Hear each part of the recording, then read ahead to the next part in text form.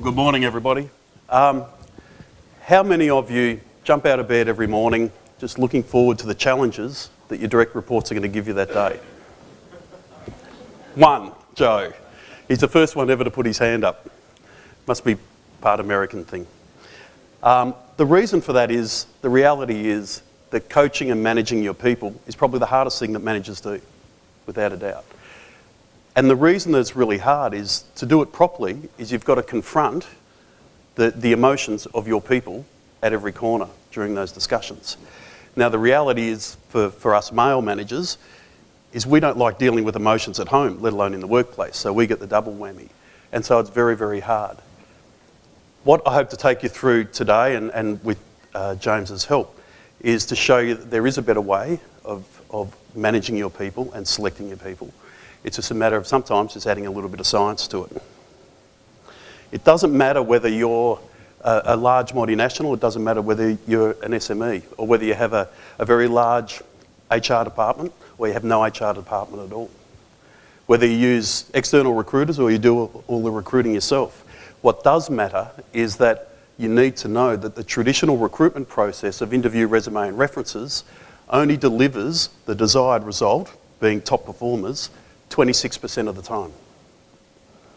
And if you all look at your teams, I guarantee you, pretty well across the whole board, is that you'll have about 25% top performers, 50% adequate to very good, and 25% that we affectionately call not yet competent, that are struggling within the role, for whatever reason that may be.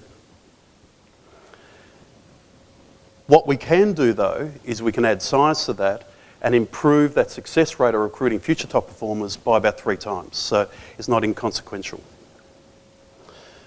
One of the biggest challenges we have is that human capital is not on the balance sheet. So all of your desks, all of your chairs, your offices, your factories, all of that is on the balance sheet, and it's measured by the shareholders, measured by the board, and it's the value of the company. And yet your most important asset, your people, are not on the balance sheet at all. It seems absolutely ludicrous to me that if somebody takes away your boardroom table, which is the most expensive piece of furniture you probably have in the place, that will devalue your company, but by taking it away probably makes absolutely no difference to the performance of your company in the future, in the short, medium or long term. And yet you take away your best performer and it will have a negative effect on your performance in the future, but there's no reduction in the value of the company. Someone once said to me, when I was lamenting this, because I think part of the problem of this is that because it's not on the balance sheet, therefore the human capital does not get the focus that it deserves from CEOs and boards. And we saw that during the GFC, when the first place that people cut money when times are tough is to people. And yet, all the studies from all the major study houses show that if you increase employee engagement, you will get increased revenue, profitability and customer service levels. The 3 things that every CEO around the world would want every year. And yet the first place we cut money to is people development. Doesn't make sense. The case study this morning will show you how that in just 5 months we helped Living Social to attract better quality applicants, select better quality candidates, reduce employee turnover rates, reduce employee early failure rates, and increase the individual sales performance of the team.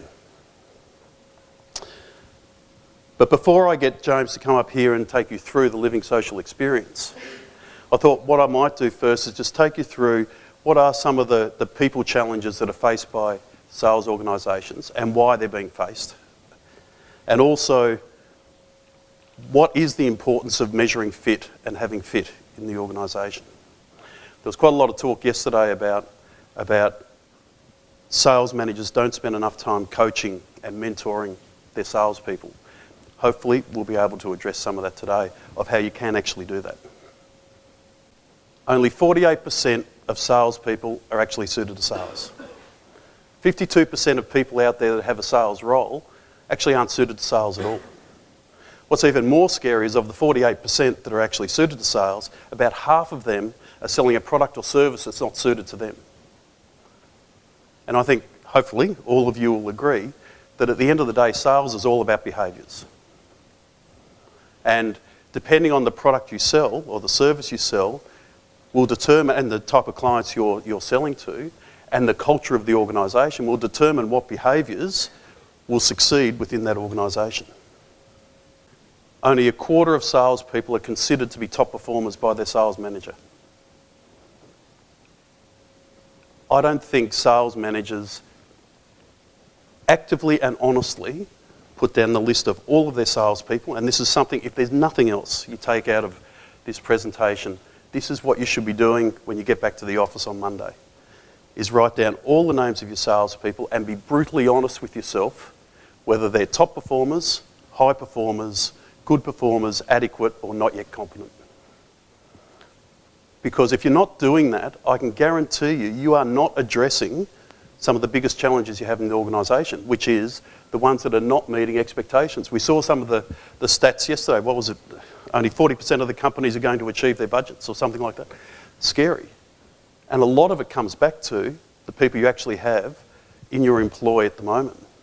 Everybody is madly out there getting new clients and increasing their sales to clients, which we all need to do.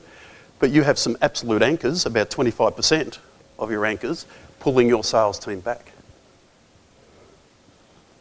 Sales managers and operational managers are probably spending more than 40% of their time on the squeaky wheels, on the employees that are not measuring up to performance. Imagine if we're able to reduce that amount of time by reducing the number of not yet competent employees so that they can spend more time maybe with their top performers. That'd be something reasonably novel, because how many people actually spend time with their top performers? Because the normal thing is they'll be fine, they're doing great, you know, just let them go. And then when they actually leave, no one saw it coming, but the reality is they've had no love on the way through. And then some of that time obviously can also be spent maybe with your clients and also on strategy. 40% of your time is a big chunk of time to be spending on people that are not performing. And then to cap it off, top performing salespeople are 2 to 3 times more productive than substandard salespeople, yet you're paying them the same base salary. Imagine if you had more top performers and less not yet competent performers. It can be done. I mentioned earlier the traditional recruitment process only delivers 26% of the relevant information. Recruitment is an information game. The more relevant information you have about that candidate in that role, inherently, the better decision you'll make. It's an information game. So you can see here, interview, reference checking, and resume, 26% of the relevant information. That's why only a quarter of the people are fully engaged. That's why only a quarter of the people are top performers, because that's the information you're dealing with. It's not that you're actually making bad decisions. You're making decisions based on 26% of the information. If, however, we take it all the way through to looking at fit and measuring candidates for fit and measuring existing employees for fit, so looking at job matching, we can increase that information from 26% to 75%. It's huge. Are there any HR people in the room? Just before I go to the next tick. Okay. You guys fall in the 33%. 67% of all HR departments do not have alignment with organisational strategies. The HR people should be here with you guys. At the end of the day, what they should be doing is providing the sales managers and operational managers with the tools to improve their people and to help them, and in your case, to develop sales. This is a really scary number. And how many times do you have it where people talk about their HR departments, that they are just into building these huge areas and that they actually have to fight against HR to get what they want to get? Doesn't make sense. The story. About 15 years ago, I was working in Foster's. I was in the wine club division of Foster's. And I was running the trading department, and funnily enough in procurement, and we were talking about it yesterday. But we also had a sales arm to what I did as well. So we were responsible for about $80 million of purchasing, and we're also responsible for, delivered about $18 million of EBIT out of the entity's EBIT of about $26 million. I had been using psychometric assessments for recruitment and 360-degree appraisals for my management team for quite a long time. And to my knowledge, I was the only person at that stage, only senior manager in Foster's that was using those tools. I was confronted by the HR director of Foster's and by our HR manager for our region over using psychometric assessments and 360-degree appraisals, because they said to me, that's our job to do that in HR, that's not yours, and that you can't do it. I just turned to them and I said, look, to tell you the truth, guys, when you deliver any money and profit to the organisation, let alone $18 million, then you can tell me what to do, but until that day comes, really just go away. And I think probably more of us need to do that with HR, is they take a position that they own the people, and they don't. The managers own the people, well, own in a relative term, but you're responsible for them. How many times is it when you're in front of the CEO and you're getting stripped down because you haven't achieved your sales budget, does the HR manager or HR director stand next to you and cop a fair share of it as well? Anybody? Had it once? Never happens. And yet, they have a tendency sometimes to stop you from doing things that you actually should be doing. And then the other one, which is your responsibility, is managers have a habit of hiring people and recruiting people based on whether they like them, not on whether they actually fit the job. And like is not a good way to employ people. If you hire people on like, you're only going to get 25% of top performers, and that's it. And the reality is, you don't want people like you. People like to hire people like themselves. You're not hiring another senior manager, you're hiring a salesperson, so you don't want anybody like you anyway, to tell you the truth. Harvard Business Review released a study quite a while ago now, but still very relevant. They studied 360,000 salespeople across 20 years across 14 industries. Massive study. And what they wanted to do was find out what you could use to predict future high performance within a sales role. And they looked at educational qualifications, experience, age, gender and race.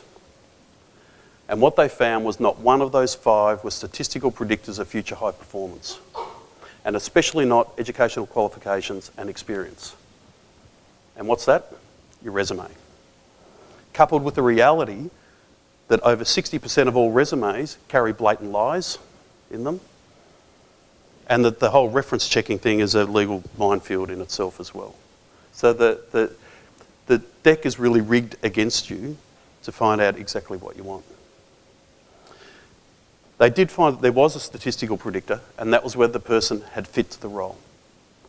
And their definition of fit was whether they can handle the mental demands of the role, the environment and the people they work with, and actually enjoy doing the job, which I think makes sense.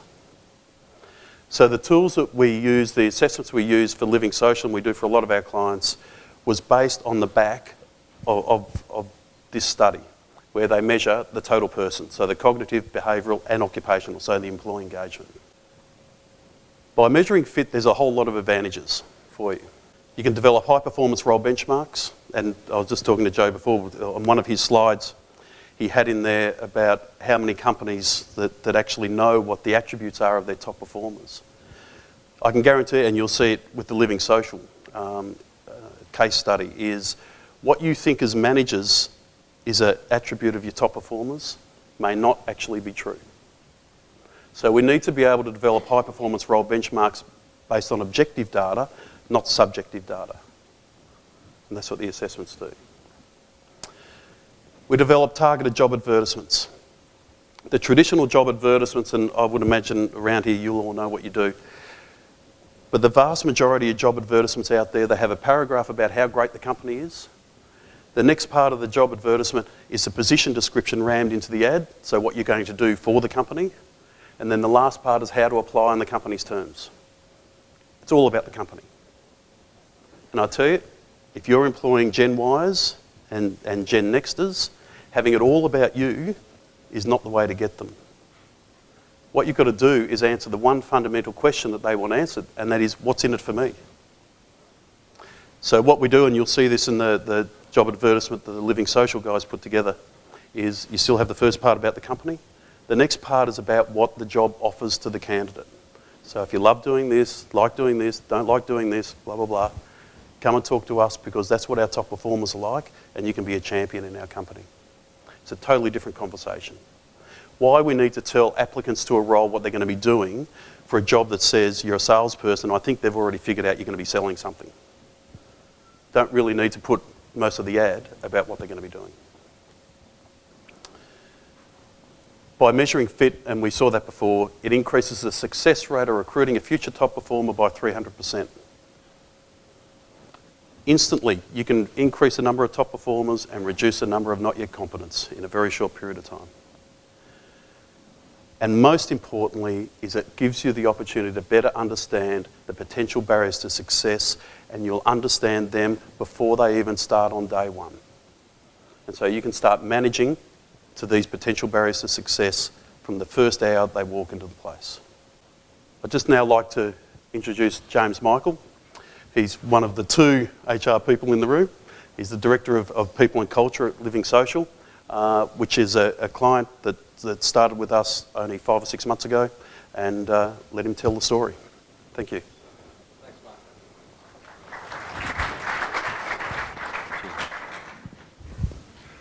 Morning, everybody. It's always nice to hear HR being shellacked. But I'm actually alongside of Mark.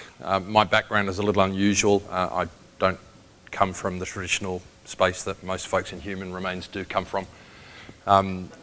I'm a former Special Forces operational commander who happens to have a qualification in psychology and behavioural psychology in particular, so I'm particularly interested in the combination of people and this thing called high performance, which is why Mark and I get on so well, and why this tool is something that makes absolute sense to me and subsequently now to the rest of our organisation.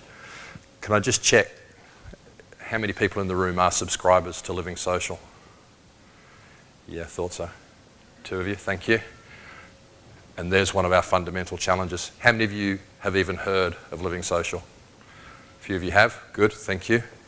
I get annoyed when I tell people I'm at Living Social and they smile at me very politely and say, that's nice, who are they? I get annoyed because the answer I have to give them is, who's heard of Groupon? Show of hands. Yeah, every bloody one of you. So just like Groupon, but not. So that's one of our fundamental challenges. If you're not familiar with the Groupon Living Social space, the way I describe it somewhat tongue-in-cheek is that we're about creating marriages of convenience. In particular, we specialise in one-night stands. So it's about getting vendors, merchants, invariably small to medium-sized enterprises to become partners with us, allow us to do the online marketing piece for them, but in particular getting them to put together what we would call a deal construct that has a particular appeal to our members. The really interesting thing about the majority of our members is that they're allegedly between 28 and 35 years of age, female, earning around about $110,000 a year, but absolutely insistent on not paying full freight for anything. Okay, so they want it cheap. And that creates a whole bunch of challenges. So we're a sales-led business, very much a sales-led business. We turn over between $60 to $70 million of gross margin, which comes down to about $1.5 to $2 million per month net. We've currently got 1.8 million subscribers, but of that, in reality, 250,000 of them would be active purchasers in the system. We've got thousands of partners in terms of small to medium enterprises, and you'll see a strange number there, 40 to 80 salespeople. I joined the business in February. On my second day, I was told that we were letting go of 40 salespeople, which happened. So when I joined, we had 80. On day 2, we had 40. And of the people that we let go, they were all what we describe as our external marketing consultants, so the people who would actually go and knock on doors and engage with generally a higher calibre of business where there's a relationship and solution sell required. So that left me 40 people who sit in a call centre. We're about to revisit that but I'll share that with you in a moment. So, the marriage is convenience, the one-night stand thing, it's most of our subscribers are thinking about, where will I go to eat tonight or this weekend? How might I entertain myself and my family this weekend? Will we go skydiving, or will we get a Thai massage, or whatever it might be? But once that's done and dusted, that's it. It's pretty much done and dusted. Our intent is to get hundreds and hundreds of people to go to that restaurant or to go and do the skydive experience, but invariably it's one-off in terms of me as an individual interacting with that merchant. And that presents a whole heap of challenges, because it means that our salespeople have to hit the trip meter on their dashboard back to 000 every month. Okay? So it's not about going back to the same people and getting them to do another deal again. It's about finding another business and another business and another business and coming up with a deal construct that is different to perhaps something that we've done in the past. So we've got limited annuity income coming into the business. We've got the classic 30-10-3 sales ratio going on. It's an outbound call centre. It's one of the very few outbound call centres that is actually located in Australia. And the average age of our employees is 26, which makes me an incredibly old fart in the place.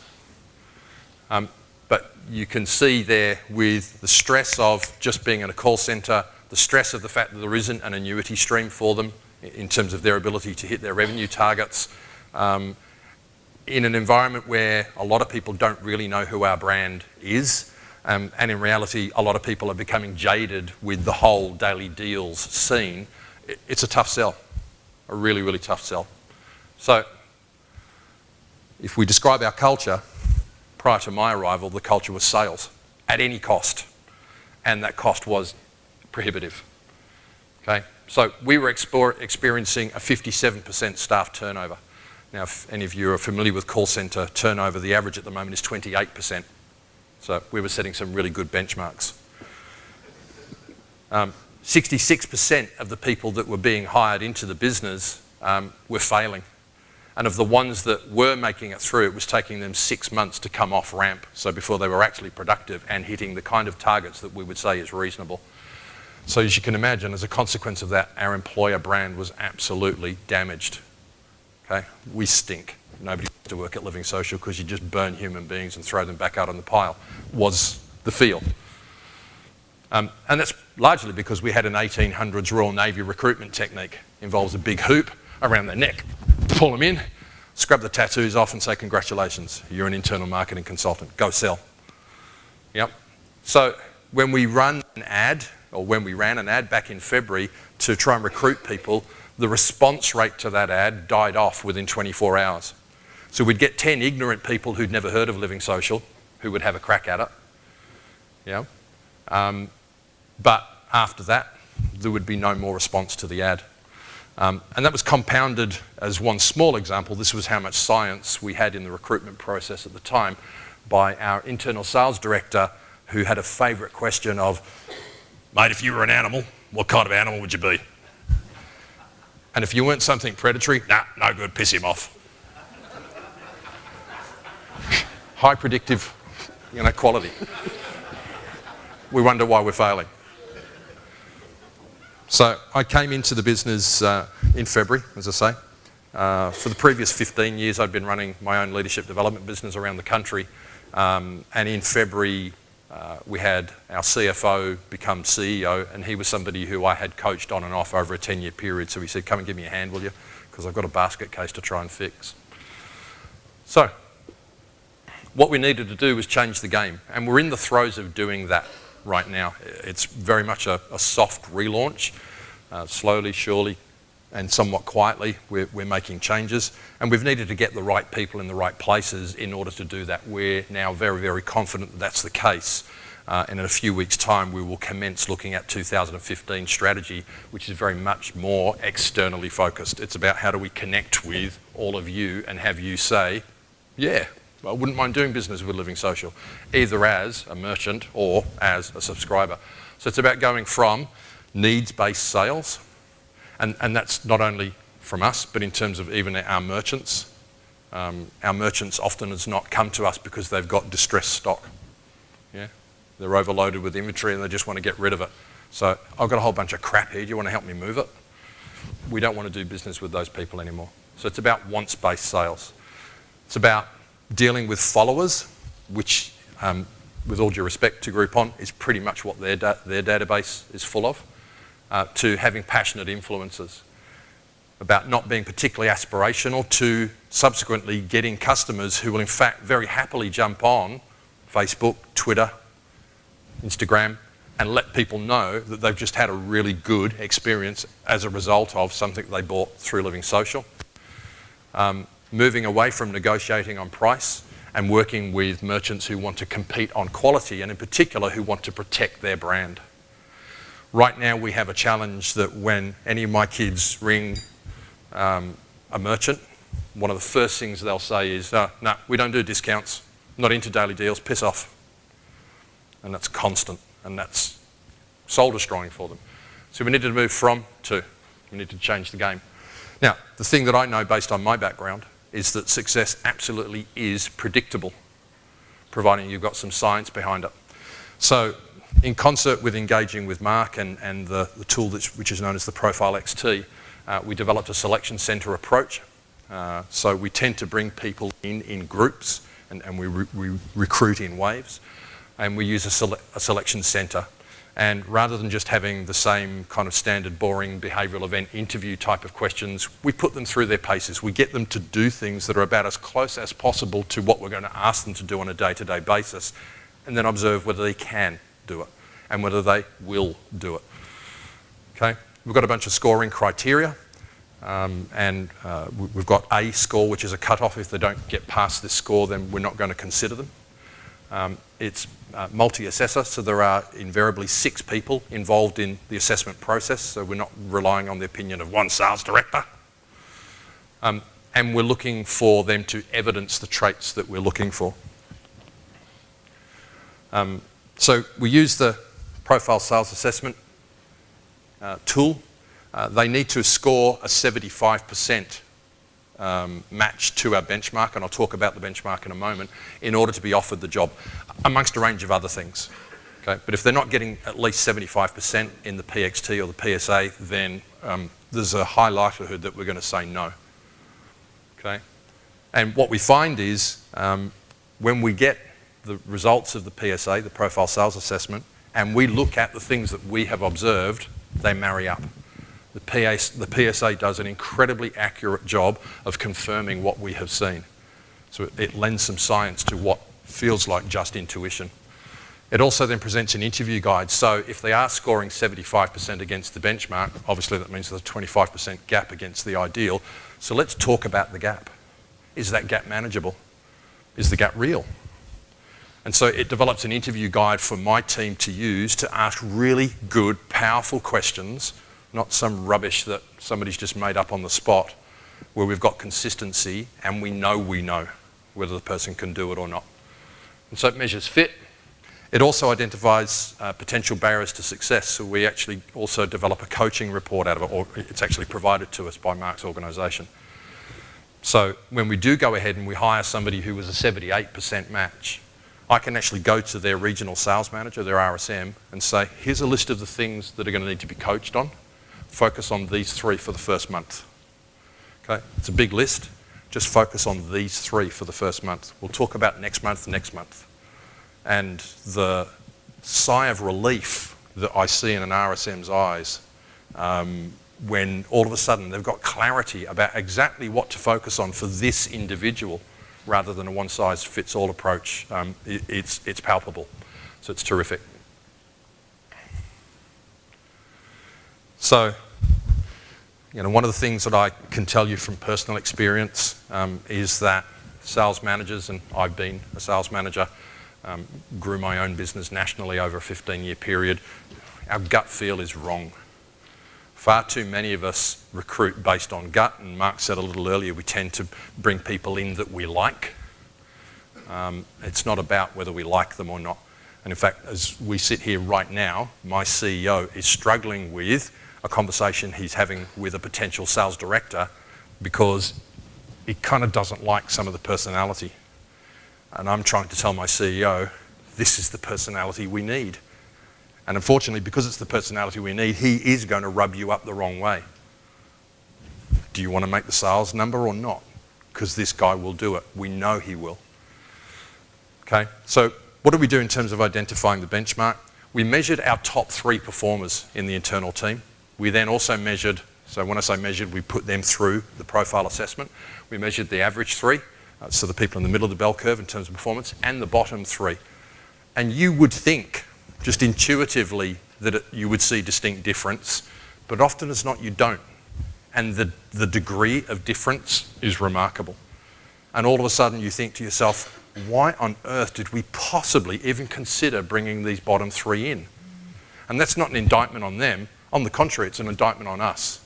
We've brought these people into an environment where they're going to bloody well fail. And that's our fault, not their fault. So it becomes obvious what will and what will not work just by comparing the profiles. It creates clear distinctions.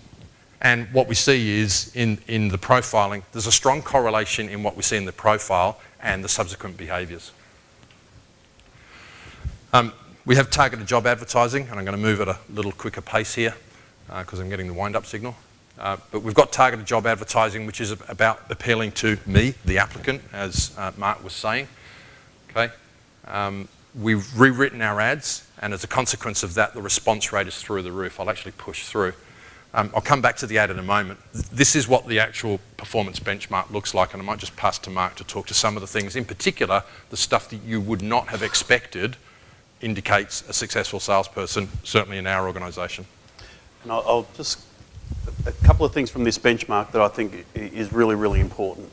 The first thing is with assessments, and there's a lot of assessments out there, and some of them are exceptionally good and some aren't.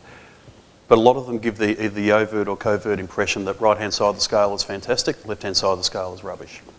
It's not true. It's what the role requires is fantastic. Anywhere outside of that, left or right, is a potential concern at the end of the day. The interesting thing about the benchmark for Living Social, though, is have a look at the manageability and have a look at the attitude. They're the top performers.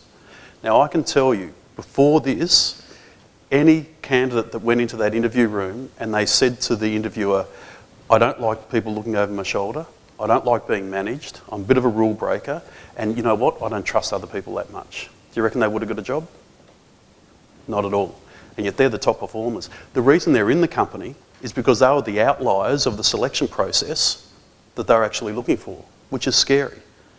And I can tell you, with a lot of your sales teams, you have got people that are top performers that are probably outliers to the selection process because the attributes that they need to be top performers are not stuff that you would necessarily look for in an interview. And I think those two things there, the manageability and the low manageability and low attitude, that people with manageability are wonderful. They're the ones that essentially say to you, I'd rather ask for forgiveness instead of permission. And that's what they're like. And then low attitude is they're very cynical about people and their motives, so they question everything. But for this role, that's exactly what this role requires. Anyway, it's worth having a look at that. So that came as a bit of a surprise to the rest of the organisation, less so for me because of where I've come from. But for the rest of the organisation, it came as a bit of a surprise that you would have this kind of outlier be a success story in our business. So we wrote this targeted job ad, and I guess the key things that I'll point out to you here is that you'll need to possess the same attributes as our top performers. So what we're basically saying is, if this list describes you, there's a good chance you're going to be a top performer. And that's not a list of duties. As you can see, it's about loving being creative when it comes to producing innovative ideas. I'll push down a little. Willing to stand up for your own agenda in a sales situation as opposed to being compliant. Perform best when provided minimal structure and given the room to be independent when making decisions. That's anathema for so many sales organisations. Yeah, so many sales organisations have the ABC way of selling. ABC being your company name. This is the way we sell. And that may well work in your organisation. In our organisation, it does not. We need people who are quick thinkers, on their toes, able to engage. Our top 3 performers are a former lawyer, a former poet, and a former professional clown. You know, you just would not have predicted that those people could be high performers. So the targeted job ad attracts the right kind of people. So what we now have is an average 69 applicants per ad that we run, okay, as opposed to historically we had 10. We've recruited 39 internal marketing consultants over the last 2 months. So you remember I said that we had a sales force reduced from 80 to 40? Those 39 replaced the 40. Okay, so we've had incredible turnover, and whilst I'm excited about what that means going forward, I absolutely lament what it meant for the kids that didn't make it. I hate that.